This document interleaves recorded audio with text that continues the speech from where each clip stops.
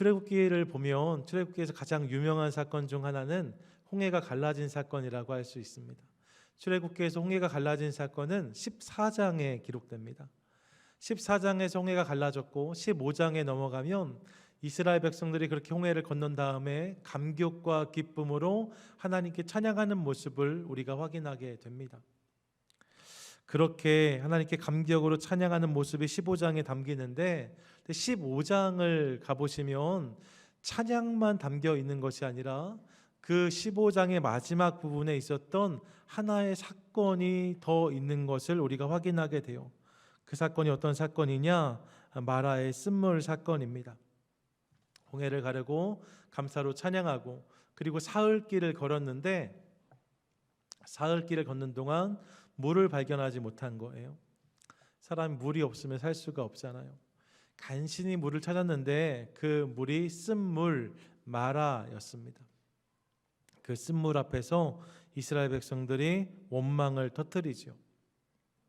이게 뭐냐 이렇게 해요. 홍해가 갈라진 놀라운 경험을 하고 불과 4일이 지났을 때 일인데 그런 원망이 저들에게 터져 나온 거죠. 하나님은 그런 그들의 원망을 들으셨고 마라에 나무를 던지게 하심으로 쓴물이 단물이 되게 하십니다. 우리 흔히들 이것을 쓴물에 던진 나무가 예수 그리스도의 십자가를 예표한다 해서 쓴물과 같은 우리의 인생에 예수 그리스도의 십자가가 찾아오므로 쓴물의 인생이 단물의 인생이 되었다, 이렇게 해석할 수 있다는 말씀을 드리곤 합니다. 그런 일들이 벌어졌어요. 광야에서 물이 없던 그들이 물을 공급받은 거죠. 그리고 조금 이동해서 물이 풍부하게 있었던 엘림이라는 곳에 머물고 저들이 그곳에 쉬게 됩니다. 그 15장의 마지막 부분에 담겨져 있는 이스라엘 백성들의 모습이에요. 그리고 16장에 넘어오면 다시 여정이 이어지죠. 엘림을 떠나서 이제 이스라엘 백성들이 길을 계속 이동하고 있습니다.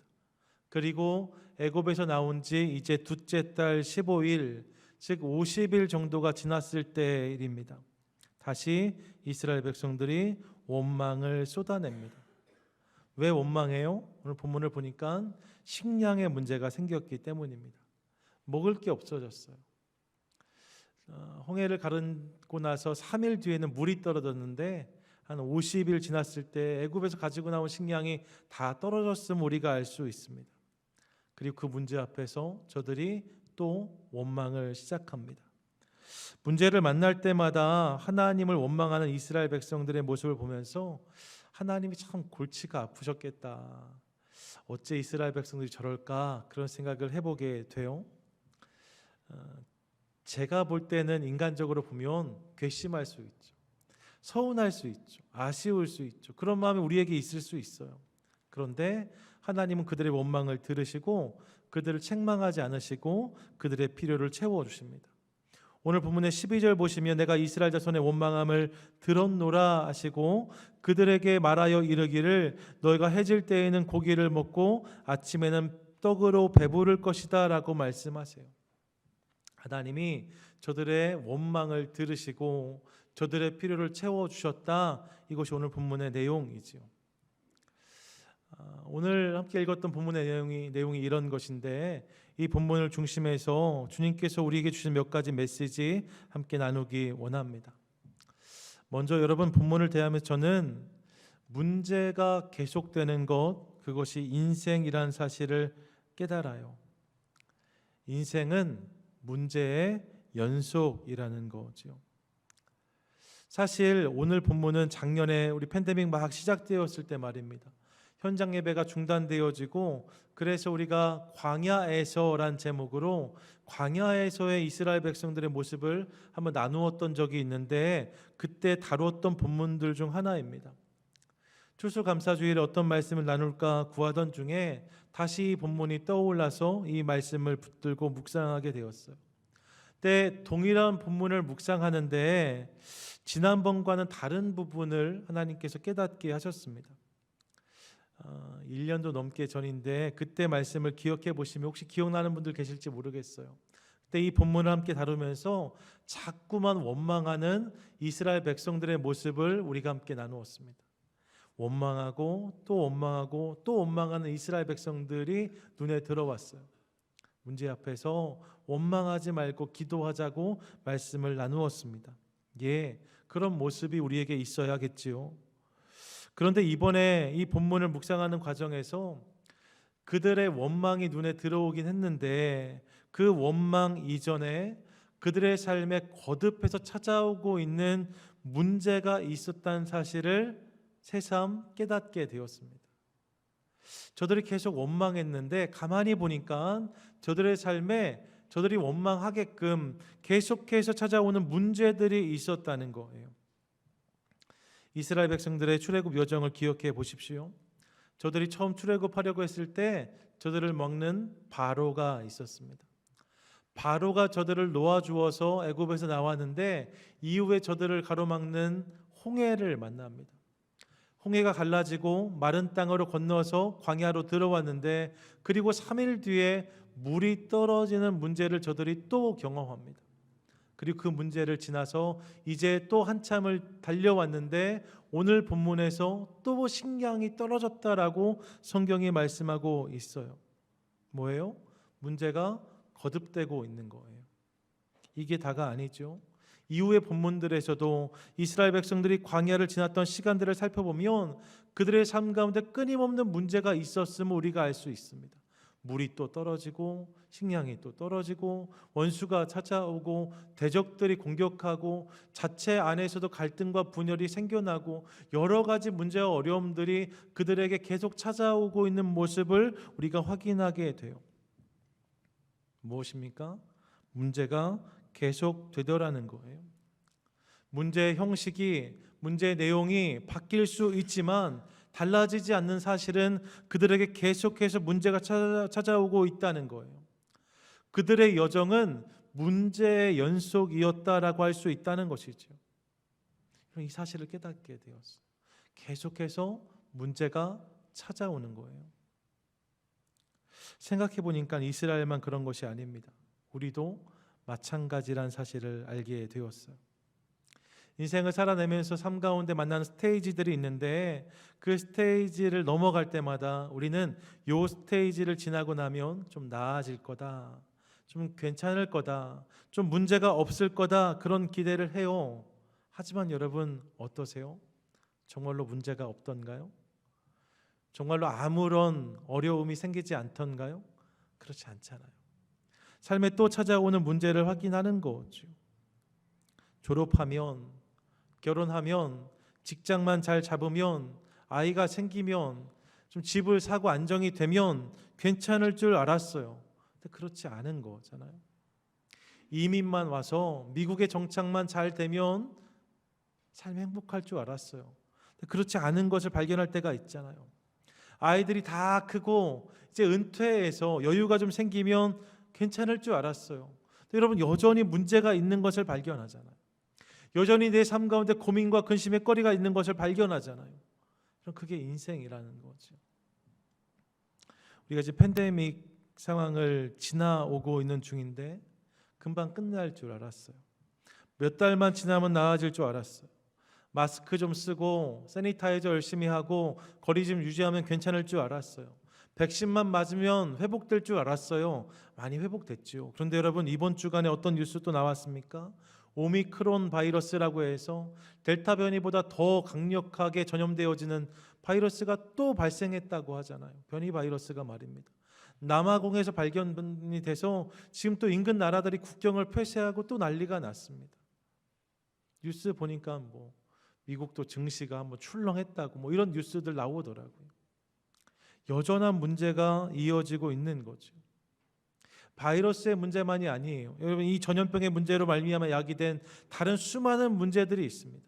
고용의 문제가 있어요. 경제적인 문제들이 있어요.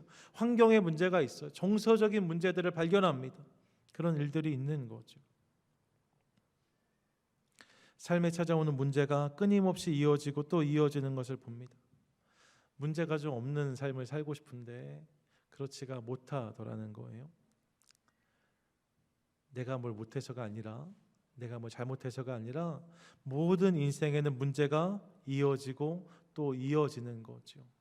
이 인생은 문제의 연속이란 사실을 깨닫게 돼요. 둘째로 그렇기 때문에 계속되는 문제 앞에서 그 문제를 대하는 태도와 자세가 중요하다는 사실도 알게 되었습니다. 한번 따라하시지요. 태도가 중요합니다. 태도가 중요합니다. 여러분, 태도가 중요해요.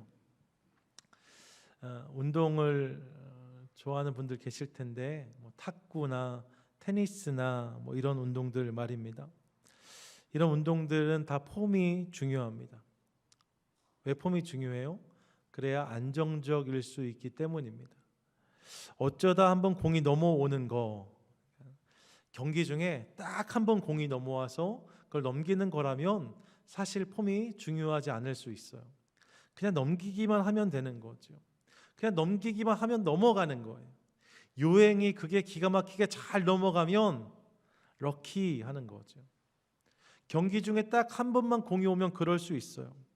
하지만 여러분, 경기 안에서 계속해서 공이 온다면, 계속해서 서브가 나에게 온다면, 그렇게 생각하면 폼이 중요하지 않을 수 없습니다. 폼이 잘 만들어져야 안정적으로 공을 넘길 수 있습니다. 경기 전체에서 딱 한 번 오는 공이라면 어떻게든 넘기면 돼요. 폼이 중요하지 않아요. 하지만 경기 중에 계속해서 공이 온다고 가정하면 폼을 잘 만들어야 안정적으로 공을 넘길 수 있습니다. 안정적으로 공을 계속 넘기면 그게 실력이 되는 거죠. 폼이 중요합니다. 인생의 폼, 이것을 우린 다른 말로 태도 혹은 자세라고 합니다. 문제가 우리 삶 가운데 끊임없이 찾아오는 것이기 때문에 인생에 문제가 딱 한 번 온다. 모든 사람의 인생에 문제는 딱 한 번만 찾아온다고 하면 사실 우리 자세가 아주 중요하지 않을 수 있습니다. 넘어가면 되니까요. 하지만 문제가 계속 되잖아요. 그러면 그 문제 앞에서 우리의 태도와 자세는 너무나 중요한 거죠. 좋은 태도와 좋은 자세가 있을 때 그 문제를 안정적으로 넘어갈 수 있어요. 이 사실을 깨닫습니다. 이스라엘 백성들의 모습을 보세요. 그들은 문제를 만날 때마다 어떻게 반응했는가? 저들이 원망하고 불평했다는 거예요. 여러 본문이 그 모습을 고발합니다. 출애굽기 15장 24절 보면 백성이 모세에게 원망하여 이르되, 16장 2절 보니까 이스라엘 자손 온 회중이 그 광야에서 모세와 아론을 원망하여, 출애굽기 17장 3절에 보니까 거기서 백성이 목이 말라 물을 찾음에 그들이 모세에 대하여 원망하여 이르되 라고 말씀해요. 민수기로 넘어가면 14장 2절에 이스라엘 자손이 또 모세와 아론을 원망하며 라고 말씀합니다. 16장 41절이요 이튿날 이스라엘 자손의 온 회중이 모세와 아론을 원망했다 합니다. 21장 5절에서도 백성이 하나님과 모세를 향하여 원망했다고 성경은 말씀하고 있어요. 뭐예요? 그들에게 끊임없이 문제가 이어졌는데 그들에게 이 문제에 대한 좋은 자세, 좋은 태도가 있지 않았다는 거예요. 늘 자연인의 모습으로 이 문제에 반응하는 것을 봐요. 문제가 찾아왔으니까 원망하고 문제가 찾아왔으니까 불평하고 있는 저들의 모습을 보는 거죠. 하나님의 백성다움, 은혜를 경험한 사람다움은 저들에게 없습니다.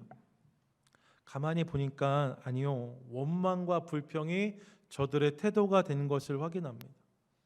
이것이 태도로 굳어진 거죠. 그래서 문제만 만나면 원망해요. 문제만 만나면 불평해요. 그런 모습이 그들에게 있었답니다. 여러분, 성경을 보면 문제에 대해서 이렇게 반응한 사람만 우리에게 말씀하지 않아요. 다른 본문들에서는 다르게 반응한 사람들의 이야기가 소개됩니다. 어떤 이들은 문제를 만날 때마다 하나님께 엎드렸습니다.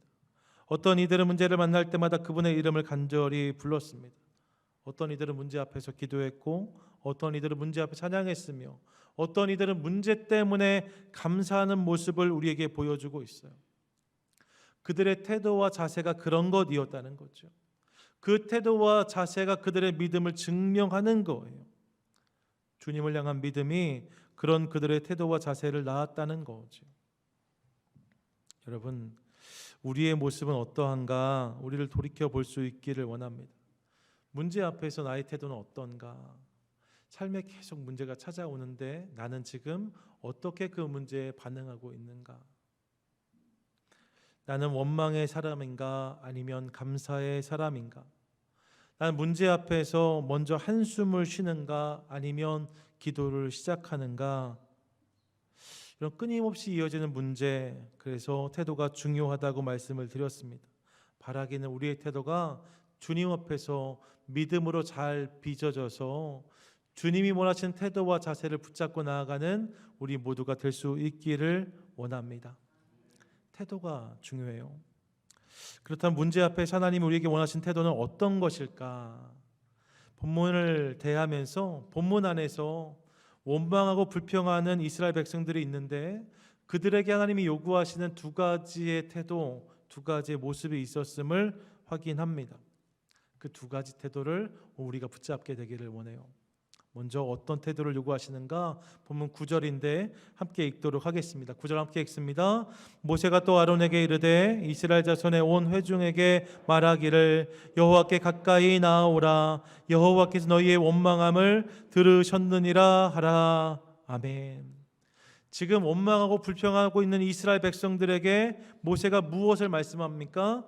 여호와께 가까이 나오라고 말하고 있어요. 주님께 가까이 나아오라는 거예요. 문제 앞에서 원망과 불평을 터뜨리고 있는 저들을 향해서 그 문제를 통하여서 그 문제 안에서 여호와께 가까이 나아오라고 초대하는 하나님의 음성을 듣습니다. 여러분, 문제를 만났을 때 이스라엘 백성들은 어떻게 반응했어요? 사실 그들은 하나님이 아니라 문제를 향해서 더 가까이 나아갔어요. 식량이 떨어졌는데 식량이 없다. 배가 너무 고프다. 제 얘기 아니에요. 본문의 이스라엘 백성들이요. 배가 너무 고프다. 이렇게 지금 말하고 있는 거잖아요. 근데 여러분, 그 정도가 아니었어요. 본문을 보니까 계속해서 그들이 이 문제를 묵상하고 또 묵상합니다. 저들 가운데 있는 결핍의 문제를 고민하고 또 고민합니다. 문제만 봅니다. 그 결과가 뭐예요? 망상으로 이어지고 있어요. 그들의 생각이 과거로까지 넘어갑니다. 과거에 애굽에 있을 때에는 이렇게 말해요. 애굽에 있을 때는 고기도 좀 먹었는데, 떡도 좀 먹었는데, 좀 괜찮았는데, 이런 말 하고 있습니다. 여러분, 애굽에서 이스라엘 백성들 뭐였어요? 노예였어요. 고기요? 떡이요? 가끔 외식도 했다고요? 여러분, 그런 거 없습니다. 그렇게 살지 않았어요. 그런데 저들이 문제만 보면서 엉뚱한 생각까지 이어지면서 그 모든 것을 다 원망의 소스 삼고 있는 거죠. 뿐만 아니라 그들은 자신들의 문제 앞에서 눈에 보이는 사람을 향해서 달려갑니다. 그게 모세와 아론이에요. 그들을 붙잡고 원망과 불평을 쏟아내면서 그들에게서 문제 해결을 찾으려고 하였습니다.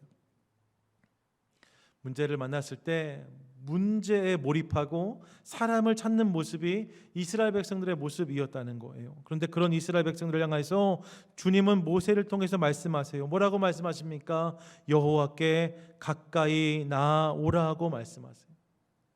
문제를 만났을 때 주님께 가까이 나아가는 것, 하나님께 가까이 나아가는 것, 그분을 향해서 걸어가는 것, 그것이 주님이 원하시는 태도이자 모습이라는 거예요. 문제를 만났을 때 그 문제에 몰입하는 것이 아니라, 사람을 의지하는 것이 아니라 하나님을 가까이 할 때, 주님께 가까이 나아갈 때 거기에서 문제는 풀린다고 주님이 말씀하십니다.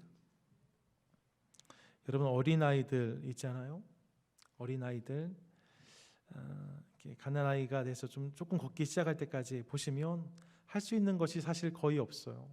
그러니까 어린아이들이 세상 해피해 보이지만 사실 삶의 모든 여정이 다 문제이죠.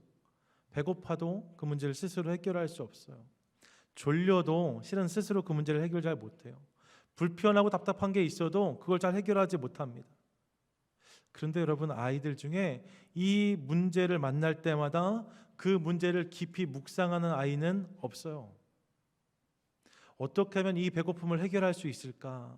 어떻게 하면 이 졸림을 해결할 수 있을까? 어떻게 하면 이 불편함을 해결할 수 있을까? 고민하지 않아요. 왜요? 아이들은 답을 알아요. 문제를 만났을 때 어떻게 해야 이 문제가 풀리는지를 알아요. 그 문제의 답이 뭐예요?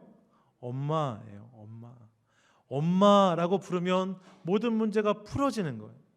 배고픈 것도, 졸린 것도, 불편한 것도 엄마를 부르면 해결된다는 걸 알아요. 그래서 불편하면 엄마를 찾아요. 우리에게도 이런 모습이 있으면 좋겠다는 생각을 해 보았습니다. 이런 삶에 다양한 문제들이 있어요. 다양한 문제들이 있는데 그 문제들을 우리가 붙들고 씨름한다고 그 문제가 풀어지지 않아요. 여러분, 옆에 있는 그분 말입니다. 그분에게 답이 있지 않아요. 그 사람에게 답을 기대하시면 안 돼요. 우리 인생의 답은 오직 주님께 있음을 믿으시기 바랍니다. 그러므로 하나님, 그분을 부를 때 우리 삶의 문제는 풀어지기 시작하는 거예요. 이 사실을 믿고 문제 앞에서 주님께 가까이 나아가는 저와 여러분, 우리 모두가 될 수 있기를 축복합니다. 종종 새벽기도 안 나오시다 나타나시는 분들을 대할 때가 있어요. 그럼 좀 겸언쩍어 하세요. 예배 끝나고 나가서 만나면 목사님 뭐 문제가 있어서 나온 건 아니에요, 뭐 이렇게 시작하시거든요. 그럴 수 있습니다. 하지만 여러분, 그래서는 안 돼요. 저는 문제가 생기면 하나님께 나오는 것이 당연하다고 믿어요. 문제가 생기면, 어려움이 생기면 주님께 달려 나오는 게 맞는 거죠. 그걸 왜 창피해야 하세요? 그걸 왜 부끄러워하세요? 당연한 거 아닙니까? 문제가 생겼는데 엄마라고 해야죠. 하나님이라고 불러야죠. 그거 당연한 것 아니겠습니까? 문제가 생겼는데 하나님을 찾지 않는 것, 그게 더 이상한 것 아니겠어요? 삶의 문제를 만날 때마다 주님께 가까이 나아가는 믿음의 백성, 저와 여러분 될 수 있기를 원합니다. 아멘. 둘째로 본문 12절에서 우리가 만난 자세가 있어요. 본문 12절 말씀 같이 한번 읽겠습니다. 시작. 내가 이스라엘 자손의 원망함을 들었노라. 그들에게 말하여 이르기를 너희가 해질 때에는 고기를 먹고 아침에는 떡으로 배부르리니 내가 여호와 너희의 하나님인 줄을 알리라 하라 하시니라. 아멘. 여러분, 본문에서 이스라엘 백성들이 기도한 게 아니에요. 원망을 쏟아냈어요. 그런데 하나님이 그 원망까지 들으시고 이 문제를 해결해 주시는 것을 우리가 확인하게 됩니다. 우리 하나님이 좋은 분이세요. 여러분, 우리 하나님이 좋은 분이세요.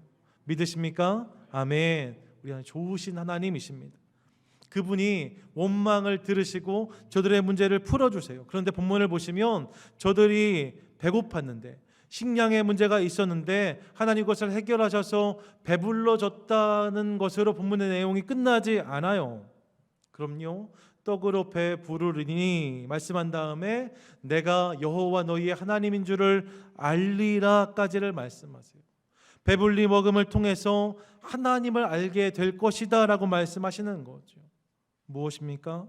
문제가 풀리는 과정을 통해서 하나님을 알아가는 것, 하나님에 대해 알아가는 것, 이것이 하나님의 백성, 하나님의 성도가 문제를 대하는 태도이자 자세여야 된다고 주님 말씀하시는 거예요.